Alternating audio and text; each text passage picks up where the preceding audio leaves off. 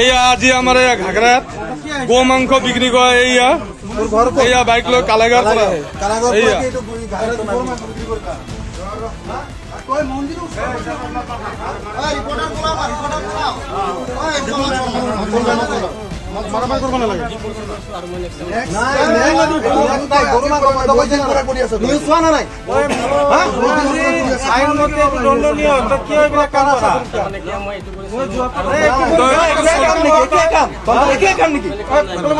জীবনদাৰ phone কৰছো।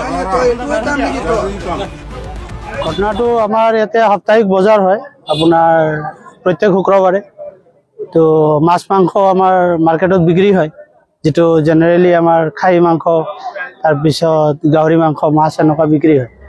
কিন্তু আমাৰ ল'ৰা কেইজন তাৰমানে আজি মোটামুটি 1.5-2 মাহ ধৰি লক্ষ্য কৰি আছে, মানে নিষিদ্ধ মাংস বিক্ৰী হয় কিন্তু হাতে ঘাটে ধৰা পোৱা নাছিল।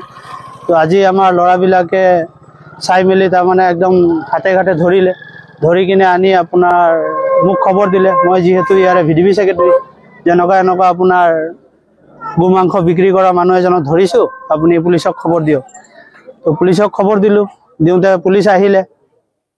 তেওঁ বাইকত মাংস আছিল আৰু মানুহজনক আমি পুলিচৰ হাতত গতাই দিলোঁ, পাব্লিকে যাতে মাৰপিট নকৰে আৰু তাৰ যিটো বিহিত ব্যৱস্থা আইনগতভাৱে ল'বৰ কাৰণে আমি পুলিচক গতাই আমাৰ ইয়াতে সমস্যাটো সমাধানৰ কাৰণে ছাৰক অনুৰোধ জনাইছোঁ।